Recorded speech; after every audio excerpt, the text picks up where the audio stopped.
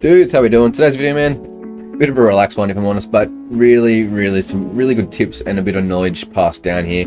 Some of the stuff I've learnt myself, taught myself, just from actually working, stuff I've seen guys do that are really fast.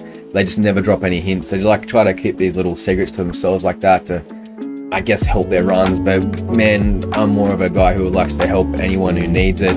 And as a little rally community, as we all are on YouTube, we're only a little niche, but man, why not help each other? So with that, gonna be some pretty interesting little tips here. They're gonna really help you. You'll be faster, but if you're not faster, you're going to be a lot more consistent, and there's going to be ways this even changes the way you look at track.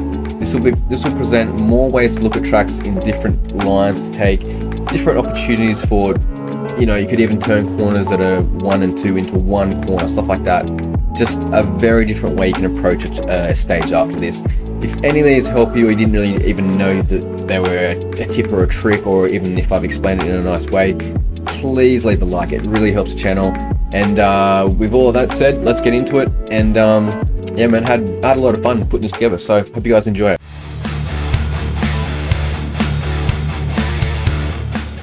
Okay, the first tip is grabbing corners, man. Newhouse Bridge is a perfect example of this, but as you see, I fly through these corners.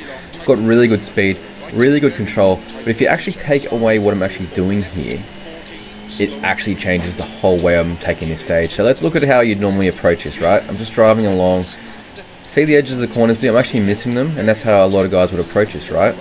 So with doing that, you're actually blowing out corners. You're going a lot slower than what you actually could be doing.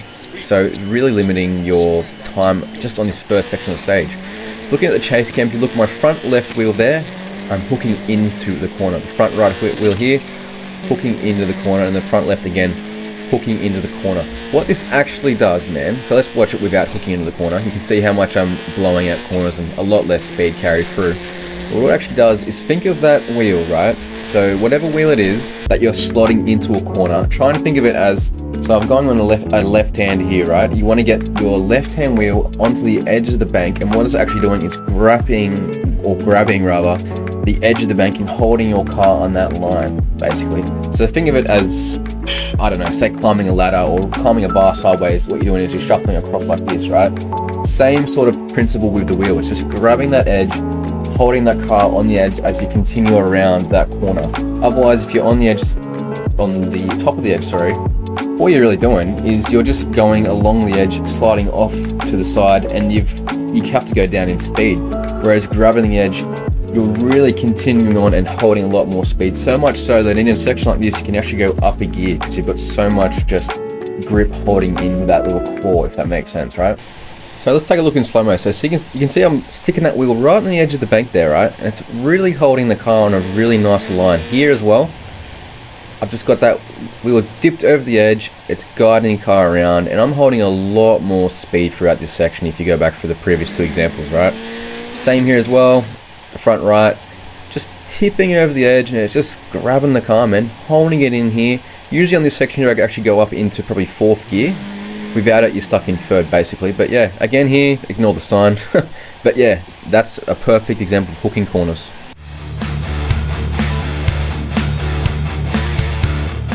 So with this example, there's a lot more that I can explain right now, so I'm probably going to do more videos on this itself, but there is a lot more uses of a handbrake than you think. Previously, you'd probably just think a handbrake's used to rip it to do a 180.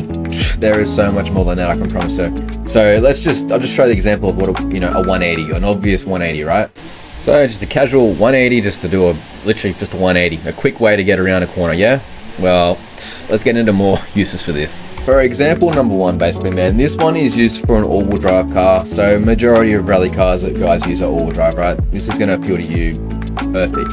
Let's say, for an example, you've spun out on the edge of a track, right? But you don't want to restart. You want to continue on. So what do? You might have to do a 360 or, you know, 300-degree turn, whatever it is, right? Usually, you'd hook that, or you'd possibly just, you know, maybe do a 180 as well or whatever. But more so, if you're thinking about doing a 360 turn, the circumference of what you're spinning is so massive because obviously you're governed by how much steering wheel the car has, right? Think about this one. You're in the center of the track.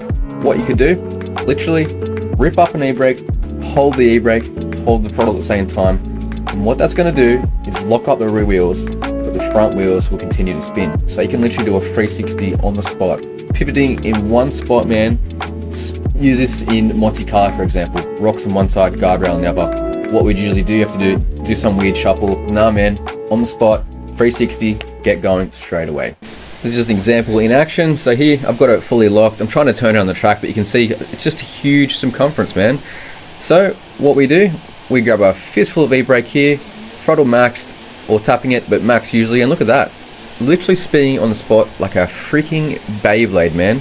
Game changer. This next one is a little bit more advanced because if you're on a wheel, you know, you have to actually take your hand off. But for the guys on a controller, this is how I learned back when I was playing car games years ago. But on a controller, it's pretty freaking sick, man. But on a wheel, feels primo. Say, for example, you've come to a corner, right? We've all done this.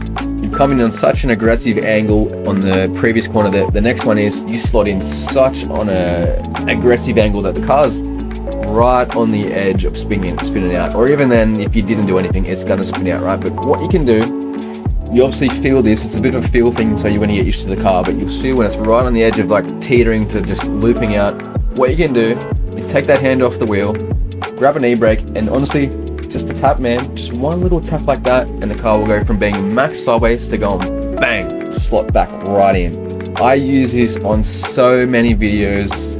It just goes unnoticed because it happens so freaking quick, man. But a breakdown like this can really, once you practice it, this will save so many times of restarts for time trials, for example, or whatever it is, man. So many uses for this little trick alone.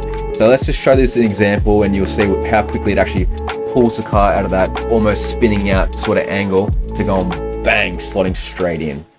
Don't cut through, right long, over crest, keep right over 40, 3 left, into 2. So this one happens so quick, I'm going to do a slow mo just to show you, but I've hooked in this corner, pretty much max lock, man. As I come around the next one, I've already got my hand off the wheel ready to anticipate this because it's such a wild angle, but we're locked in, one tap there, car straightens up, brings it straight back onto the track, and you're ready to go straight ahead again. I use this so much, and it's probably one of my best tips if I'm honest. I really love this one.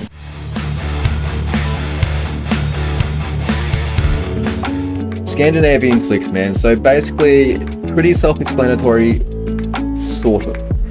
Let's dive into it a little bit more. So what it was, back in the day, if you don't know, it was invented by Scandinavians on snow or ice, right? And what it was a way to transfer the weight of a car between two corners like this. So say you have an S-bend, right? Usually you go from, say you're going left here, the car's stuck in a weird position, and usually if you try to turn right, it would understeer because of the inertia of the car. So you sort of couldn't lock it back in. You know, you usually have to go a lot slower to have a smaller angle to dive through. What you can do, usually, is the midway point between these two corners is let off the throttle and get back on the throttle. And what this does is actually you'll go around the corner like here, get to this point, which is pretty much the end point of the first corner, back off the throttle here, turn in, and what it will do is offload the weight of the car, and then as you turn in, get back on the throttle and it will slot back in. So that's a Scandinavian flick if we boil it down to what it actually is, okay? But here's a good way just to practice it if you haven't done it before. I'm going to just show you how I learned, or you know, basically a good way for you guys to really hone this skill. And one little tip that I think is really good is the way to actually aim when you do a Scandi flick in a corner, alright? Usually you think it's before or off to the side, maybe to loop it bigger. No, it's not. So let me just show you. So basically we're in free roam at the Dirtfish Rally School or whatever it is. We're in the shed. So what I want to do is start in neutral, okay? When you're aiming for this, aim for the center of the wall, and just before the edge, you want to get off the throttle, like I was explaining, to get back into it.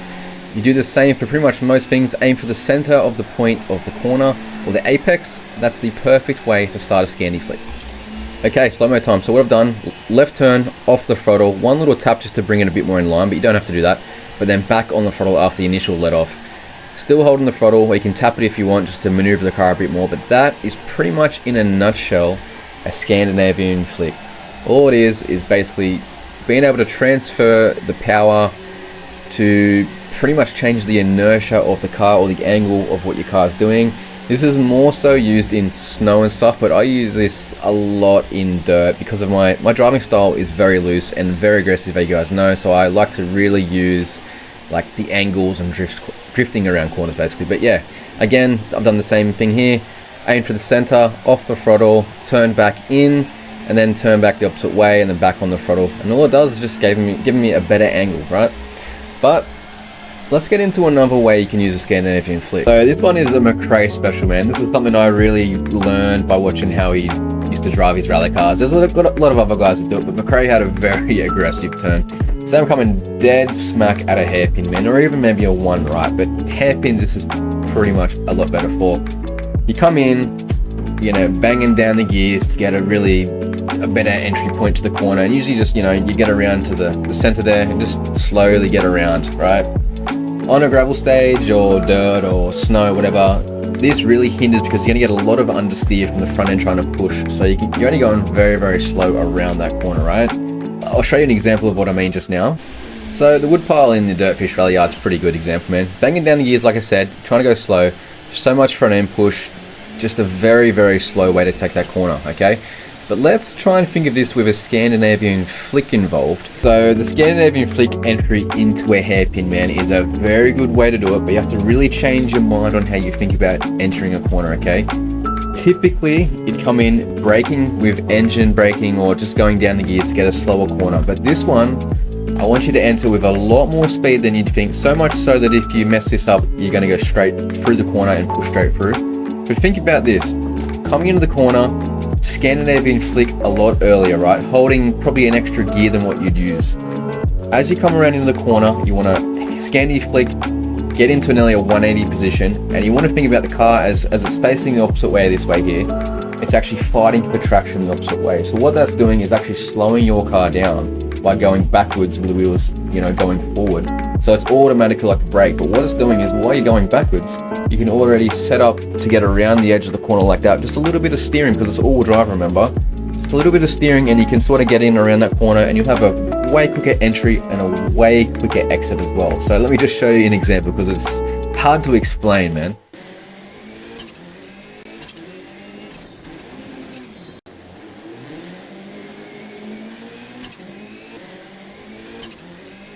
Alright, back into the slow-mo again, but you can see how far away I am before I initiate this turn. I'm so far away, man, but I've already got this car starting to pivot when I'm pretty much just before that. Foot still on the gas here, and I'm already pivoting around the gas.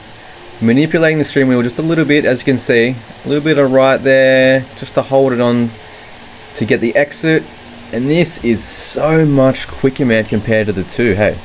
And so with that, there's 3 tips that I hope can really help you guys, because I know they've really helped me just in attacking stages with a different type of mindset to how to get into a corner. Even that hooking of a corner, man, that in itself will shave seconds off your time easily, man.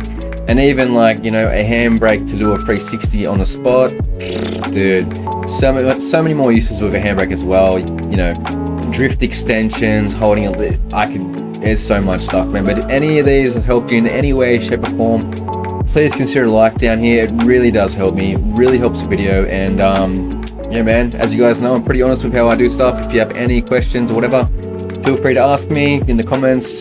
It's all good, man. I'm just here to help you guys and grow as a community, man. So with that, ending it here, and yeah, boys, hope you have a good day, good afternoon, or a good morning, and see you in the next one. Cheers.